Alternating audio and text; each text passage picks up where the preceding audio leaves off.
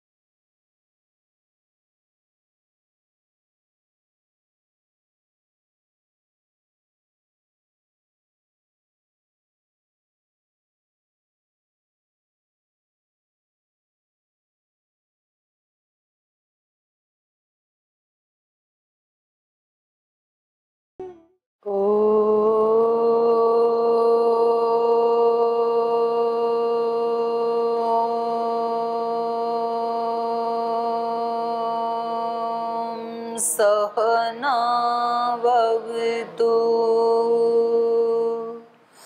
सहनौ भुनक्तु सह वीर्यं करवावहै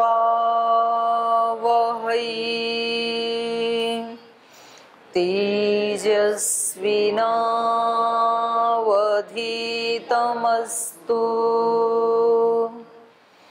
मा विद्विषावहै।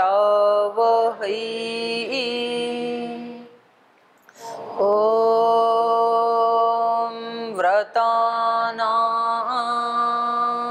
व्रतपते व्रतं चरिष्यामि तच्छकीयं तन्मे राध्यताम् इदमहमनृतात् सत्यमुपैमि। ॐ शान्ति शान्ति शान्तिः।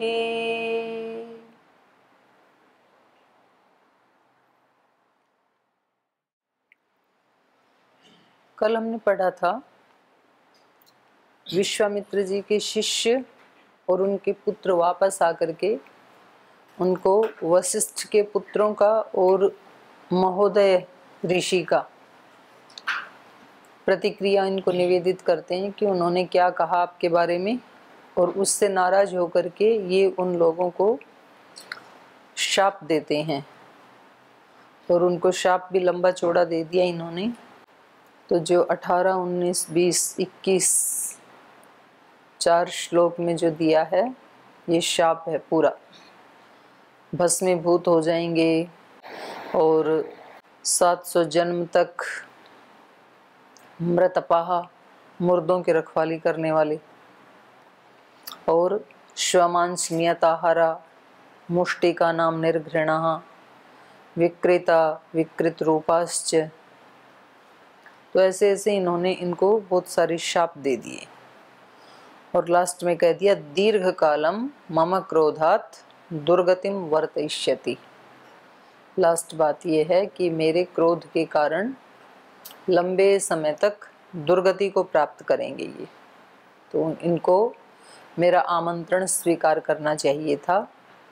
तो अब उसके आगे ये इनका यजन शुरू होगा, उसके बारे में हम अगले सर्ग में पढ़ेंगे। तो इससे पीछे वाले से कोई प्रश्न है किसी का?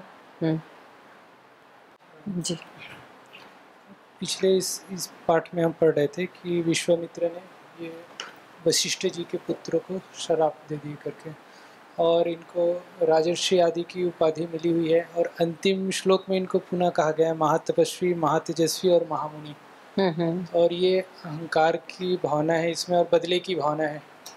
तो ये सब देखते हुए भी इनको इतनी सारी उपाधि, और अभी भी इसको उच्च श्रेणी में रखा गया है शास्त्रकार ने। तो ये कैसे है? हो जाता है, ऐसे तो क्यों नहीं होता, हो जाता है। जिस चीज की योग्यता है उसकी डिग्री मिल गई, तपस्या की इसलिए, और जो त्रुटि है वो भी दिखा दी। त्रुटि है इसलिए तो ब्रह्म ऋषि नहीं बनी, और तप किया इसलिए राज ऋषि बन गए। तो जो जितना है उसका उतना ही तो फल मिलता है। अच्छे का अच्छा, बुरे का बुरा। भगवान का न्याय ये ही है कि उसमें ऐसे नहीं होता है कि चलो हमने 2 पाप किए थे और 6 पुण्य कर दिए तो 2 लेस करके 4 पुण्य का ही फल मिल जाए हमें, ऐसा नहीं होता है। अच्छे का अच्छा फल मिलता है, बुरे का बुरा मिलता है। तो इन्होंने तपस्या की ना, तो इसलिए तो राज ऋषि कहेंगे उसको, और राज ऋषि के भी बीच में इनका सम्मान भी होगा उस उपाधि महामुनि के भी कारण। कहा है, महामुनि भी हैं। ऐसी भावना रखते हुए भी महामुनि। और क्या महामुनि नहीं होते तो राज ऋषि कैसे बनते, इतने बड़ी डिग्री को कैसे प्राप्त करते। तो अपने मन को मौन करना भी आता है इनको, चुप करना भी आता है, तभी तपस्या में लगेगा व्यक्ति, नहीं तो नहीं लग सकता है। तो ये तो एक साधन है ना हमारा मन, तो हम उसको किस समय कंट्रोल में रखना चाहते हैं तब कंट्रोल में हो जाता है। किस समय हम उसको कहते हैं कि अब नाराज होना है तब नाराज हो जाता है, अब डांटना है तो डांट देता है, अब सोना है तो सो जाता है, अब पढ़ाना है तो पढ़ा देता है, पढ़ना है तो पढ़ लेता है। जो हम मन को कहते हैं वैसे तो करता है हमारा मन। तो इन्होंने अपने मन को जब ये कहा कि अब तपस्या में लगना है, तो इनका मन मौन होकर के तपस्या में लग गया। जब इन्होंने कहा कि वशिष्ठ के पुत्रों को शाप देना है, शाप दे दिया। तो वो तो एक साधन है ना, तो उस साधन का जितने अंश में सदुपयोग करेंगे तो उसमें अच्छा फल मिलेगा, और जितने अंश में बुरा प्रयोग करेंगे उतने में बुरा फल मिलेगा। बस सर्वथा निर्दोष या निष्पाप वो तो कोई सिद्ध योगी ही होगा, और वो फिर ज्यादा दिन रुकेगा नहीं दुनिया में। उसका ठीक है, पीछे का जितना प्रारब्ध है शरीर को, वो चाहे तो उसको रख सकता है, चाहे तो उसको छोड़ सकता है अपनी इच्छा से। उससे पहले तो दोनों का मिश्रण ही होता है मनुष्य, अच्छाई और बुराई दोनों का मिश्रण होता है। तो उसमें रेशो अलग अलग होता है सब मनुष्यों का, और ये ही अंतर है बस। और बाकी तो आत्मा तो सब वही है, एक ही है। तो आत्मा की दृष्टि से तो सब एक समान ही है, सब महान ही है, सब पवित्र ही हैं। तो इसमें अंतर आता है। हाँ जी, अभी आपने कहा कि अगर 6 हम पुण्य करते हैं, 2 पाप करते हैं, तो उस 2 का भी मिलता है और 6 का भी पुण्य का भी मिलता है। तो फिर लोक में ऐसा क्यों कहते हैं कि पाप धुल जाएगा? पाप धुल जाएंगे, वो साधना करें तो धुल जाएंगे, पाप भी धुल जाएंगे, पुण्य भी धुल जाएंगे। वो भी ऑप्शन है, वो तीसरा ऑप्शन है। जिनको मुक्त होना है और वो वैसा प्रयास यदि करेंगे तो पाप धुल जाएंगे। लेकिन जो प्रारब्ध है वो तो मिलेगा ही फिर। दग्ध बीज कर देंगे उसको, वो फल प्रारब्ध देना वाला शुरू करे। नहीं, संचित का, प्रारब्ध वाला तो नहीं कर सकते हैं, प्रारब्ध वाला नहीं धुल सकता है। जिसने फल देना शुरू कर दिया उसको तो नष्ट नहीं किया जा सकता, पर जो संचित है उसको नष्ट किया जा सकता है, उसको दग्ध बीज किया जा सकता है। तो हमें कैसे पता चलेगा कि ये हमारा प्रारब्ध है और ये हमारा संचित कर्म था जो मैंने नष्ट कर दिया? ऐसे तो नहीं लगेगा, जो साधना करेंगे तो उनको तो दिख जाते हैं, उसको तो अपने कई जन्मों के भी दिख जाते हैं। ऐसे सामान्य रूप से तो नहीं पता चलेगा। तो रोज सब समस्याओं का समाधान एक ही बताया पतंजलि ऋषि ने और व्यास ऋषि ने, समाधि। समाधि समाधानम। जब भी कोई समस्या आए समाधि लगा लो उसी समय। समाधि का मतलब शरीर, इंद्रिय, मन, विचार, भाव, इनसे अलग खींच लो एक बार अपने आप को, और बिल्कुल इनसे अलग हो जाओ। अपने निज जो स्वरूप है, चाहे वो कुछ मिनट के लिए, कुछ सेकंड के लिए ही हो, तो समाधान मिल जाएगा आपको। समाधान मतलब रास्ता मिल जाएगा, कहीं ज़्यादा फंसे हैं तो वो ही मात्र एक समाधान है, बाकी और सारे समाधान टेम्परेरी हैं। तो एक वो ही तरीका है, तो उसमें आप जब डूबेंगे तो आपको पता लग जाएगा। उसका जितना जितना अभ्यास होता जाएगा ना, तो उतना उतना फिर सूक्ष्म जगत से परिचय होता चला जाएगा, तो पता चल जाएगा। जी, आप बोलिए। ओम दीदी जी, ये श्राप का क्या विज्ञान है? अभी जैसे श्राप के बारे में बोले आप, इसका क्या भावनाओं का एक विज्ञान है। जी एक तो हम जैसे शब्द में बोल रही हूँ जी तो उसका प्रभाव आप पे पड़ता ही है। प्रेरणा देने वाले शब्द बोलें तो अलग तरह के हार्मोन्स पैदा होंगे आपके अंदर, अलग तरह के वाइब्रेशंस पैदा होंगे शरीर में। और नाराजगी के, प्रेम के, प्रेरणा के अलग अलग शब्दों की अलग अलग शक्ति है ना, तो वो तो हम देखते ही हैं। कोई डांट देता है तो अलग प्रभाव पड़ता है, कोई प्रेरणा देता है तो अलग पड़ता है। ऐसे ही भावों का भी प्रभाव पड़ता है, बोला नहीं कुछ भी मुख से। और जो शब्दों की जो शक्ति है, जो पावर है, उससे ज्यादा पावरफुल होती हैं भावनाएं। तो हमारे हृदय की जो भावनाएं हैं, मानो कोई एक व्यक्ति नौकर की भूमिका में है, एक कोई बॉस की भूमिका में है, बड़े की भूमिका में है, और यदि वो उसको नाजायज सताता है प्रतिदिन, तो वो बेचारा बोल तो सकता नहीं है, क्योंकि बोलेगा तो नौकरी चली जाएगी फिर, और उसको आवश्यकता है। लेकिन उसके जो भाव हैं वो श्रद्धा भक्ति के, प्रेम के नहीं रहते हैं उसके प्रति। तो उसके जो भाव होते हैं, इसलिए तो बोला है ना, यत्र नार्यस्तु पूज्यन्ते रमन्ते तत्र देवता। और जहां नारियां रोती हैं तो वहां सब कुछ नष्ट हो जाता है, ऐसे मनुस्मृति में कहा। तो जहां नौकर, जहां अधीनस्थ व्यक्ति रोते हैं, उनकी आंखों से आंसू आते हैं, वो परेशान होते हैं, तो वहां पर अनेक प्रकार की विपत्तियां स्वतः ही आ जाती हैं। तो स्वतः ही क्यों आती हैं? उन लोगों के जो भाव हैं वो उस तरह की वाइब्रेशंस, उस तरह के भाव इस व्यक्ति में पैदा करेंगे, और ये कहीं ना कहीं फंस जाएगा। तो हमारा जो चित्त अस्थिर होता है, अशांत होता है, परेशान होता है, तो उसमें दो कारण होते हैं। एक तो हमारा अपना खुद का, हम अलर्ट नहीं रहते हैं, एक कारण है। और दूसरा, हम खुद तो ठीक है, हमने कोई गलती नहीं की, पर दूसरे हमारे लिए जो भेज रहे हैं उसका भी प्रभाव पड़ता है। कभी ऐसे होता है कि व्यक्ति ने खुद कुछ भी बुरा नहीं किया आज, लेकिन तो भी वो खुश नहीं है, मायूस है, परेशान है। तो इसका मतलब है जरूर कुछ ना कुछ किसी को भेजा होगा, और वहां से अभी इंटरेस्ट आ रहा है। जैसे हम रुपए पैसे को इन्वेस्ट करते हैं तो फिर उसका इंटरेस्ट आना शुरू हो जाता है, ब्याज आता रहता है, फिर जिंदगी भर खाओ एक बार लगा करके। तो ऐसे ही जब हम किसी को अत्यंत दुख या अत्यंत सुख दे देते हैं तो उसका रिटर्न आता रहता है हमारे पास। तो वो व्यक्ति कभी भी उसको माफ नहीं करता है, अपने बॉस को जो इस तरह से सताता है। तो वहां फिर सब कुछ नष्ट। तो कहेंगे भाई इसको तो इसका शाप लग गया, इस व्यक्ति के बिजनेस को इसके नौकर का शाप लग गया, इसने बहुत इसको सताया। तो इस रूप में ये काम करता है, एक एनर्जी है। देखो इस संसार में, ये साइंस ने भी माना है, हम सब जो बैठे हैं और जो कुछ भी सृष्टि में दिख रहा है या नहीं दिख रहा है, दो तरह का है ना संसार। एक दृश्य शक्तियां हैं, एक अदृश्य। तो है सब कुछ एनर्जी ही, बस उसके अलावा कुछ भी नहीं है। तो एक उसका ठोस रूप है, एक उसका इनविजिबल रूप है, अदृश्य रूप है। तो ये शक्तियां अपना काम करती हैं। तो शक्ति उसके अंदर आ गई, जैसे आपके अंदर शक्ति आ गई, आपने संचित की, कई दिन आपने ध्यान किया, उपासना किया, योग के अंगों का अनुष्ठान किया, तो निश्चित रूप से जो आपकी पावर बाहर बह रही थी अनजाने में ही, विचार के माध्यम से, भाव के माध्यम से, चेष्टाओं के माध्यम से, वो आपने रोक दी।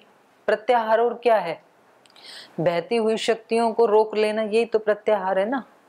वो आपने रोक ली, तब आपके पास एक शक्ति तो है। अब ये देखना है कि आप इसको किधर लगाएंगे। आप यदि अच्छाई की तरफ लगाएंगे तो ये वरदान हो जाएगी दूसरे लोगों के लिए, और बुराई की तरफ यदि आपने लगा दी तो ये अभिशाप साबित होगी दूसरे लोगों के लिए। तो जो ये साइंटिस्ट हैं, बड़ी बड़ी खोज करते हैं, उन्होंने अपने मन को एकाग्र तो किया ही है, तब उनके पास एक शक्ति आती है। अब उस शक्ति को वो बहुत सारे लोगों की खुशियों के लिए भी कोई ऐसा रिसर्च कर सकते हैं जो सबको सुख दे। ये जितनी भी मशीनें हैं आजकल, वो किसी न किसी व्यक्ति के मस्तिष्क की खोज ही तो है। तो किसी ने खोजा है भाई ये माताएं बहनें इतना सारा काम करती हैं, कपड़े धोती हैं, तो चलो एक ऐसी मशीन बना देते हैं इनके लिए कि उसमें कपड़े डालो, पानी डालो, साबुन डालो, कपड़े धुल के सूख के बाहर आ जाएंगे। तो उसने सुख देने की भावना थी उसके मन में, तो ये उसकी शक्ति उधर लग गई। फिर तो जब हमारी पहली बात है शक्तियों को, बिखरी हुई शक्तियों को एकत्रित करना, एकत्रित करके सही दिशा में लगाया तो वरदान हो जाती हैं, गलत दिशा में लगाया तो अभिशाप हो जाती हैं। ऐसे उस समय जो ऋषि महर्षि हुआ करते थे तो वो तो बहुत योगी और साधक होते थे, तो फिर भी उनके मुंह से ऐसे श्राप निकलना। और आज देखो मैंने कल भी बताया था, किसी भी युग में सबके सब ऐसे थे ऐसा नहीं होता है।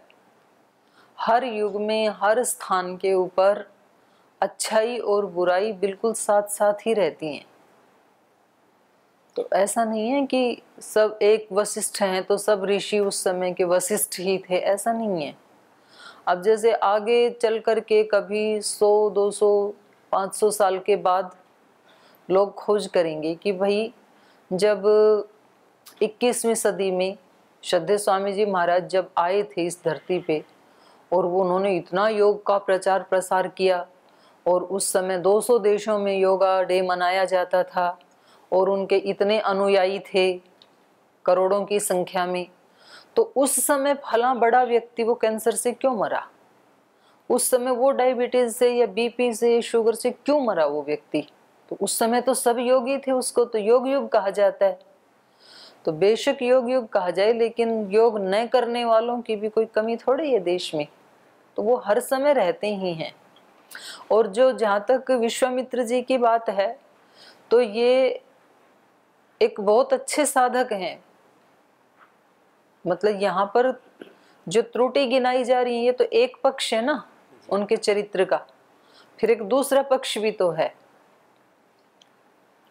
तो जब भी साधक इस तरह से साधना शुरू करेगा तो उसके अंदर जो जो भी इतने जन्मों के जो दोष हैं, अहंकार है, काम है, क्रोध है, लोभ है, मोह है, जो भी है वो ऊपर तो आएगा ही, तो वो तो नष्ट होगा, अच्छी बात है, प्रकट होगा। तो ये निश्चित रूप से ब्रह्म ऋषि बनेंगे।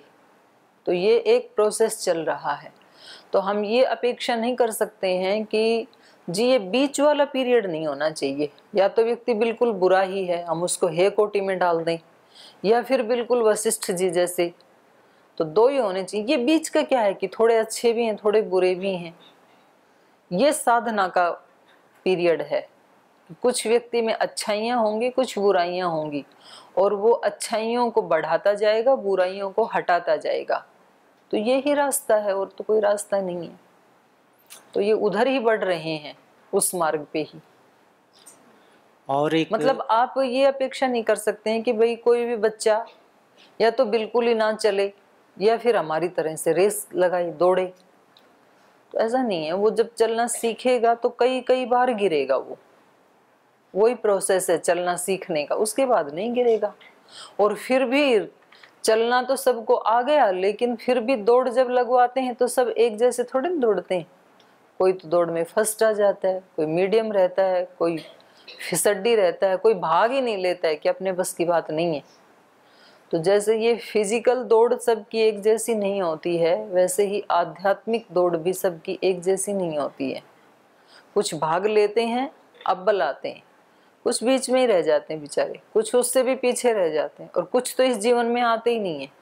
बोले जी आप हमारे लिए नहीं है ये जीवन, हम कोई ऐसे योगी, कोई संत, कोई ऋषि तो है नहीं।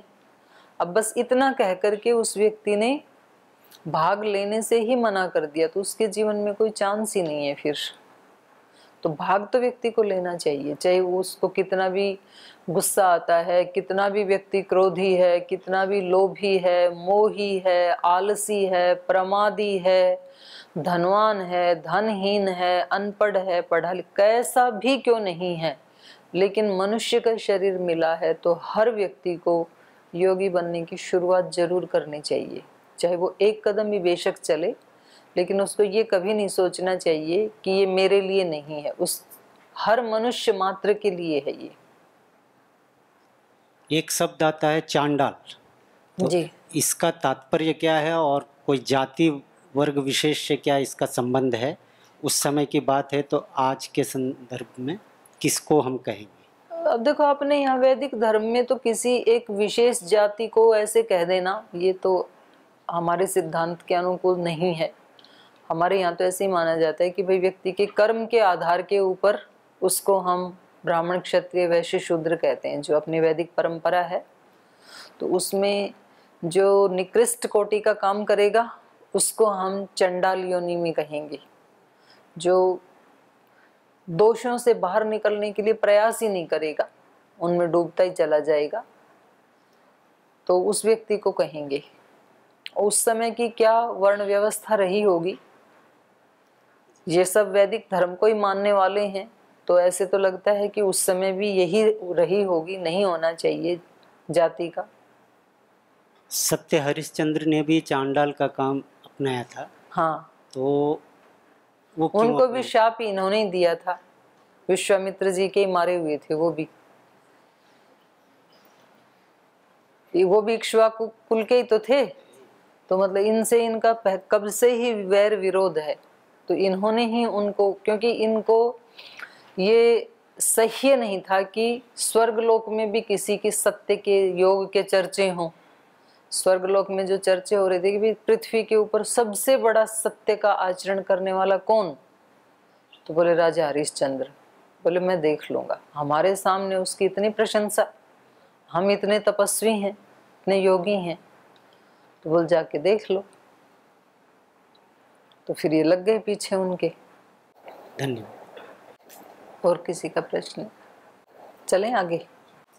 तो इसमें सर्ग में षष्ठीतमः सर्गः, विश्वामित्र का ऋषियों से त्रिशंकु का यज्ञ कराने के लिए अनुरोध करना और ऋषियों के द्वारा यज्ञ का प्रारंभ करना, त्रिशंकु का सशरीर स्वर्ग में जाना, इंद्र के द्वारा स्वर्ग से उनके गिराए जाने पर क्षुब्ध होकर विश्वामित्र का नूतन देव सर्ग के लिए उद्योग करना और फिर देवताओं के अनुरोध से उनका इस कार्य से विरत होना, ये सब इसमें आएगा।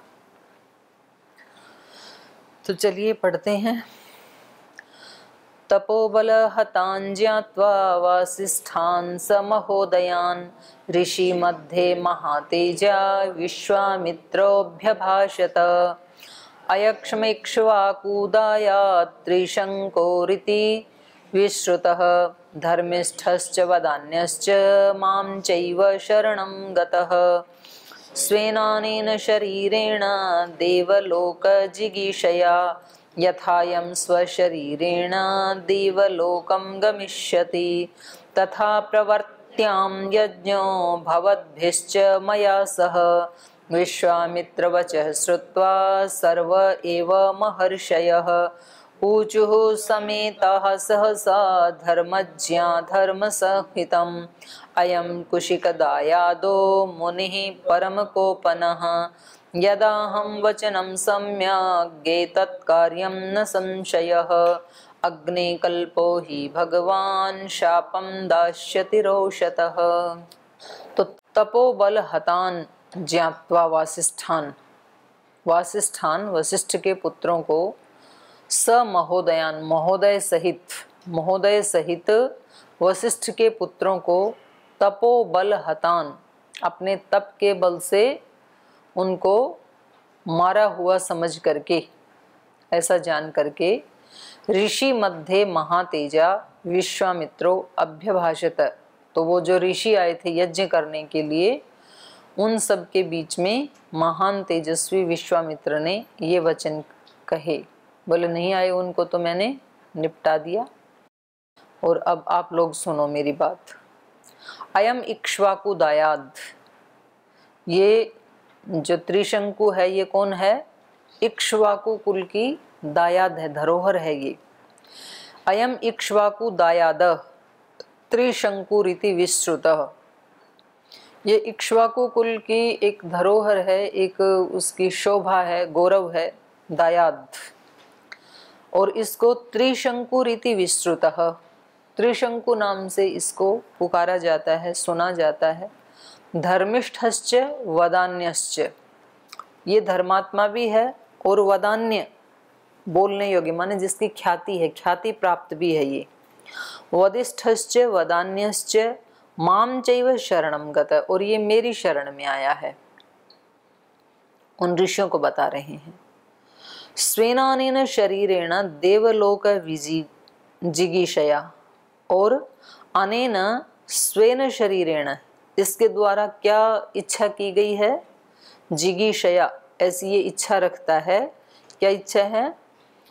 अनेन स्वेन शरीरेण, अपने इस शरीर के साथ ही देवलोक जिगीषया, देवलोक में जाने की इच्छा है इसकी। स शरीर, इसी शरीर के साथ देवलोक में जाना चाहता है।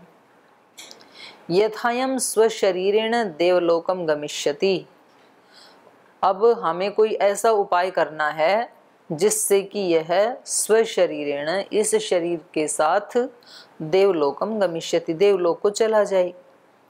तथा प्रवर्त्याम यज्ञ, वैसे यज्ञ में हमें प्रवृत्त होना है, आप सब प्रवृत्त हो जाएं। प्रवर्त्याम यज्ञ भवद्भिश्च मया सह, मेरे साथ आप सब मिल करके ऐसे यज्ञ में जुट जाएं, ऐसा हम यज्ञ करें, ऐसा पूजन करें कि ये शरीर स्वर्ग में चला जाए, क्योंकि ये मेरी शरण में आया है और मैंने इसको वचन दे दिया है।